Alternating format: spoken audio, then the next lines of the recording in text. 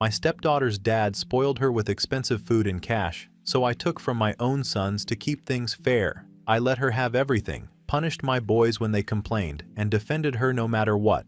Now my sons have exposed me, cut me off, and I'm realizing I destroyed my family for the child I favored. I remarried 4 years ago. I have 2 sons from my previous marriage, now 16 and 14. My wife has a daughter who is 13. We've all lived together since the wedding. There were growing pains at first, but nothing that felt unmanageable. My sons were polite, my stepdaughter kept to herself, and I believed structure would eventually smooth everything out. The main complication is my stepdaughter's biological father. He's not very present. He cancels visits, shows up late, and forgets important things.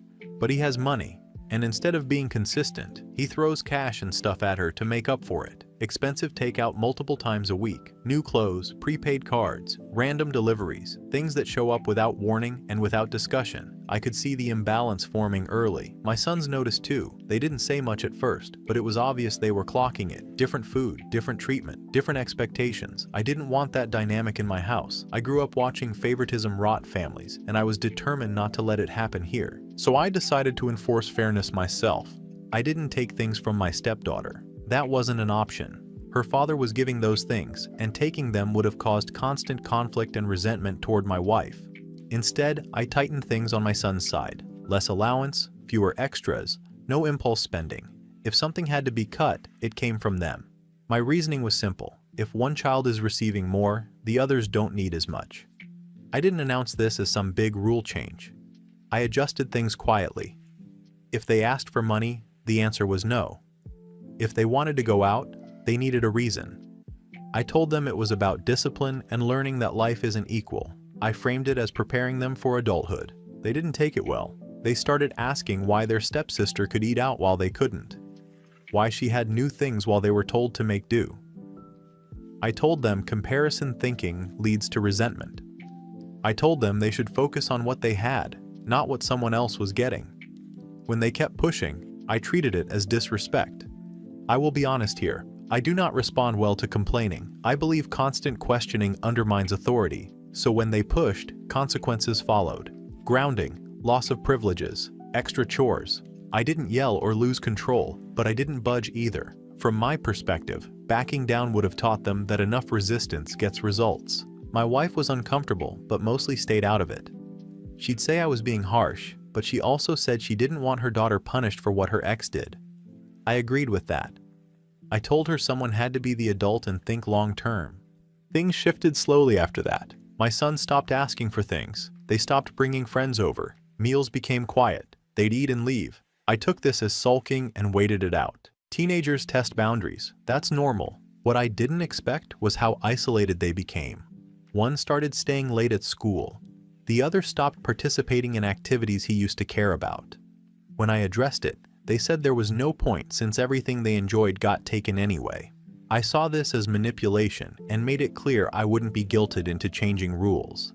At the same time, my stepdaughter settled in. She followed the rules I set. She didn't argue. She didn't complain. From my perspective, she adapted better, which only reinforced my belief that my approach was right. I defended her whenever my sons implied she was being favored. I shut those conversations down immediately. I don't know if being firm now will prevent resentment later, or if I've already done the damage.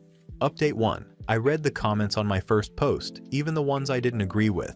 A lot of people said I was escalating instead of fixing anything. I didn't see it that way at the time.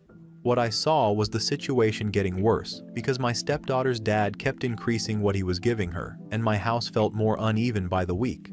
So I tightened things further. I cut their allowance completely, not as punishment, just as a household adjustment. I told them they didn't need spending money when everything they needed was already provided. I stopped paying for small extras like snacks at school or outings with friends, unless there was a specific reason. I also decided we didn't need multiple entertainment things in the house, so I sold the gaming console they shared. The money went into groceries and bills. I told them that was part of contributing to a family. They did not take that well. They stopped asking for permission and started acting withdrawn.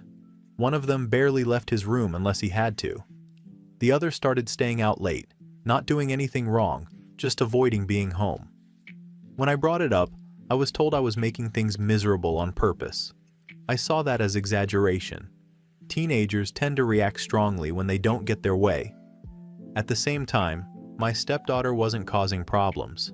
She followed the rules I set. She did her chores. She didn't complain about what she got or didn't get from me. From my point of view, she was adapting better to the structure, and that only confirmed I was doing the right thing.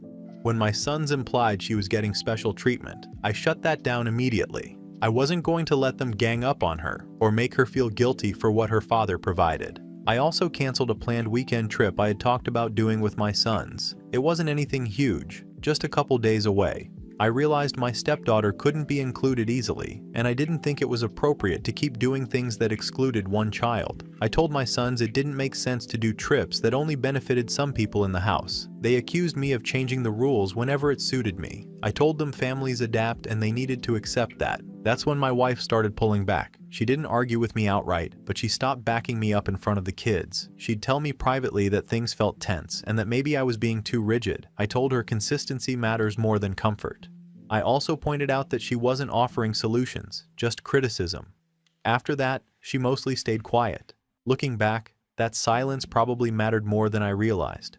Things came to a head one night when I overheard my sons talking in their room. They were complaining about how everything had changed since I remarried, about how they felt like guests in their own house, about how their stepsister always came first. I stepped in immediately. I told them that talking behind my back instead of addressing issues directly was disrespectful. I grounded both of them on the spot. One of them said something that stuck with me. He said it felt like I'd replaced them with a new family and expected them to be fine with it. I told him that was an unfair accusation and that he was confusing boundaries with rejection. I sent them to their rooms and made it clear the grounding wasn't up for debate. After that, the house went quiet in a way that felt different. They didn't argue anymore. They didn't complain. They didn't even look annoyed. They just did what they were told and disappeared. Meals were silent. Weekends felt empty even though everyone was home. I told myself this was the adjustment period people online had mentioned, that resistance fades once rules are enforced long enough. Still, I can't ignore that something shifted after that night. It wasn't anger anymore. It was distance. I'm posting this update because people said my first post sounded controlled and detached. Maybe that's true. But from where I'm standing, I'm trying to keep one household from splitting into sides. I don't think it's wrong to expect my sons to understand that fairness doesn't always look the way they want it to. I still believe backing down now would make everything worse. I just didn't expect the cost to feel this quiet. Update 2. I didn't expect my last update to be followed by what actually happened next. I thought things would just stay tense and quiet for a while and eventually settle into a new normal. Instead, it spilled outside the house in a way I wasn't prepared for. A few days after I posted update 1, my brother contacted me. He and I aren't especially close, but he's always been around for my kids. He asked me why my sons were asking to stay with him more often. I told him they were overreacting to new rules and needed space to cool off. He didn't agree. He said they sounded exhausted, not angry. I took that as him enabling them. Then he showed up in person. He didn't come to argue. He came with information. Apparently my older son had been keeping track of everything for months. Not just big stuff, but patterns, meals, money, punishments, things that got taken away, things that were never offered, dates, reasons, outcomes. I didn't believe it at first. I assumed my brother was exaggerating or misunderstanding teenage venting. He wasn't. He showed me pages of notes and screenshots. It wasn't dramatic, it wasn't emotional. That was the part that bothered me the most. It was organized, calm, like a record. I told him it was obsessive and unhealthy. He told me it was what kids do when they feel like no one is listening. I didn't respond well to that. I told him he was interfering in my household and undermining my authority. He told me my authority had already been undermined because my sons no longer trusted me. We ended the conversation badly. That same night, my wife finally stopped staying neutral. She admitted something I hadn't known. She had been giving my sons money on the side, small amounts, nothing dramatic, enough for snacks or school things. She said she couldn't stand watching them go without, while her daughter had more than she needed. I felt blindsided, not because of the money, but because she went behind my back. To me, that crossed a line. We argued about it, not yelling, but sharp and unresolved. I told her she was undoing the structure I put in place. She told me structure shouldn't require secrecy to survive. She said she felt like she was choosing between her marriage and 2 kids who felt pushed out. I told her that framing was unfair and dramatic. After that, things moved fast. My sons packed bags and went to my brother's house without asking. They didn't leave a note. They didn't text. I found out when my brother called and told me they were safe and staying with him for a bit. I told him to bring them home. He said they weren't ready. I said that wasn't his call. He said someone had to make it. I drove over there that night. My sons wouldn't come outside. My brother did. He said they needed time and that forcing them back would make things worse. I told him avoiding problems doesn't solve them. He told me sometimes distance is the solution. We went in circles. When I got home, my wife didn't defend me. She didn't argue either. She just said the house didn't feel safe for them emotionally right now. That wording bothered me. It felt like therapy language. I told her safety shouldn't mean comfort at the expense of rules. Over the next few days, I tried to get my sons to come back. I texted. I called. I didn't apologize because I didn't believe I'd done something wrong that required one. I told them we could talk when they were ready to follow house rules again. They didn't respond. What they did instead was talk to everyone else. My brother knew details I never shared. Apparently my sons had been opening up for months.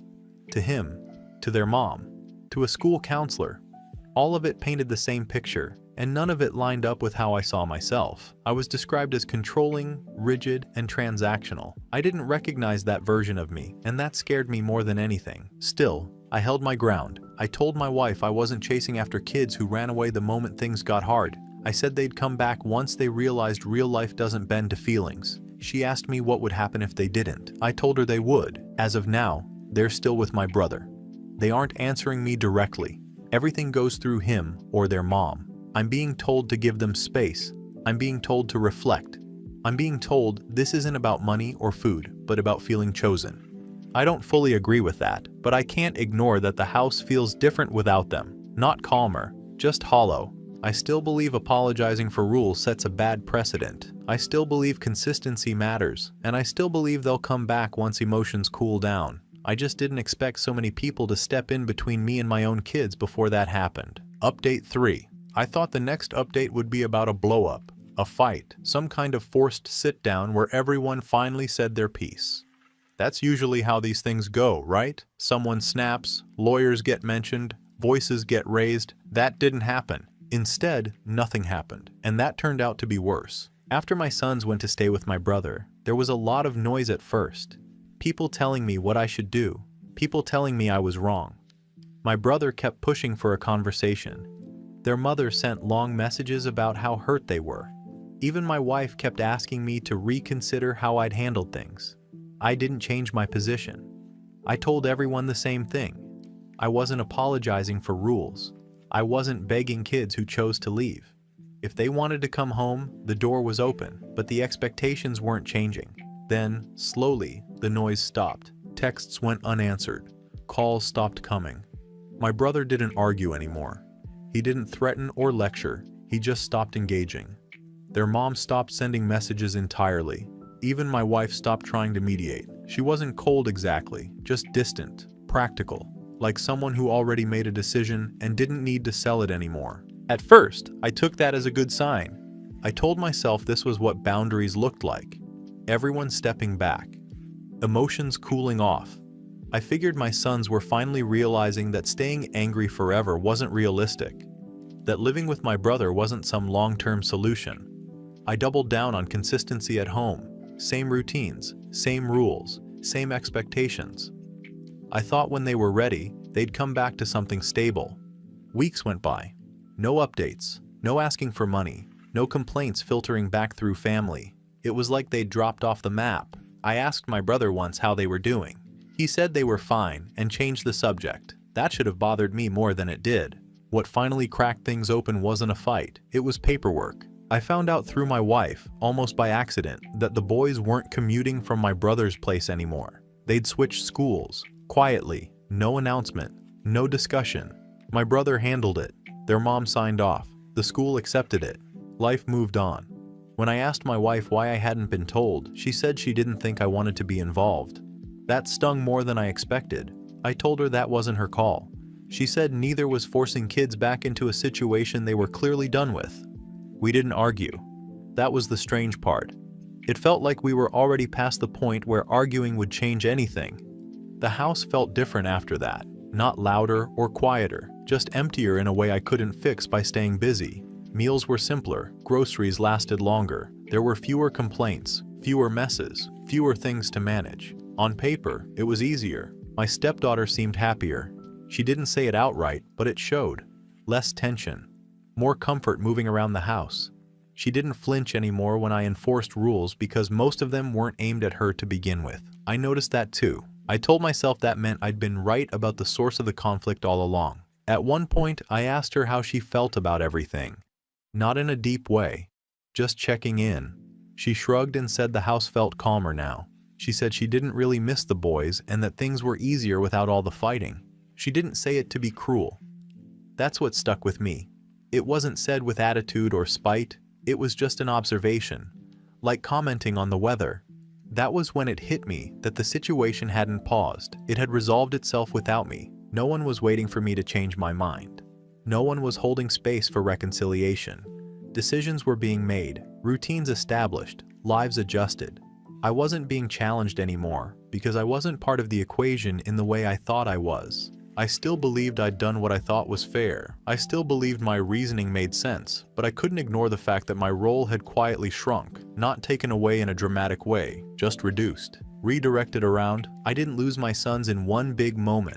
I lost them through a series of small, reasonable steps taken by other adults who decided stability mattered more than proving a point. That's where things stand now. They're settled somewhere else. The house runs smoothly. No one is actively mad at me. And somehow that feels worse than if they were. I don't know yet what that means for the long term. I just know the fight I thought I was still in ended without me noticing. Final update. It's been a few months since my last post, and I figured I should close this out, if only to be honest about how things actually ended instead of how I assumed they would.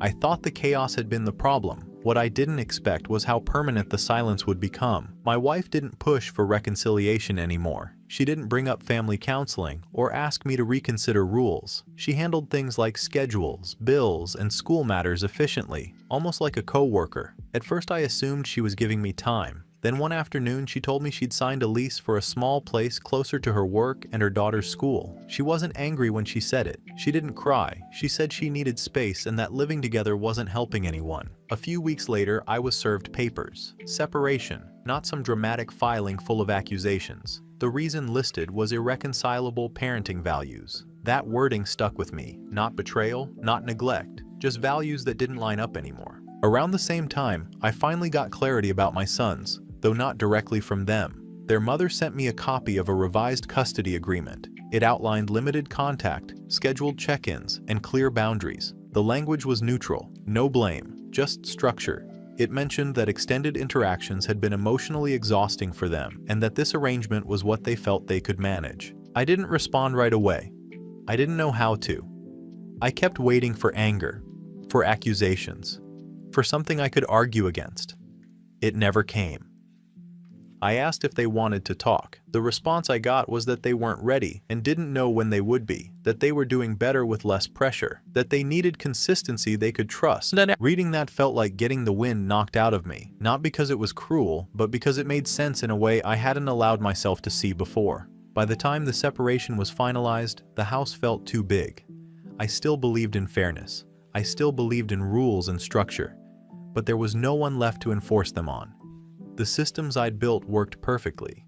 They just didn't hold anyone anymore. The last thing I expected was what happened with my stepdaughter. After the separation, her father stepped in fully.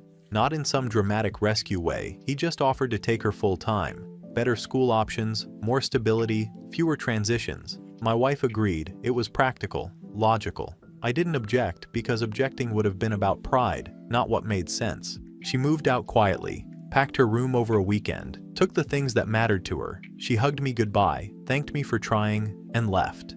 There wasn't a big moment, just another door closing without a fight. Now I live alone in the same house where I once thought I was holding everything together. I have what I said I wanted: order, quiet, no competing needs, no complaints about fairness, no arguments about money. Everything is balanced because there's no one left to balance it against. I'm not writing this to ask how to fix it. I don't think there's a fix in the way people usually mean that. My sons didn't cut me off out of spite. My wife didn't leave in anger. My stepdaughter didn't reject me. They all chose peace in ways that didn't require me anymore. And now, I understand the cost of that better than I ever did while I was enforcing it.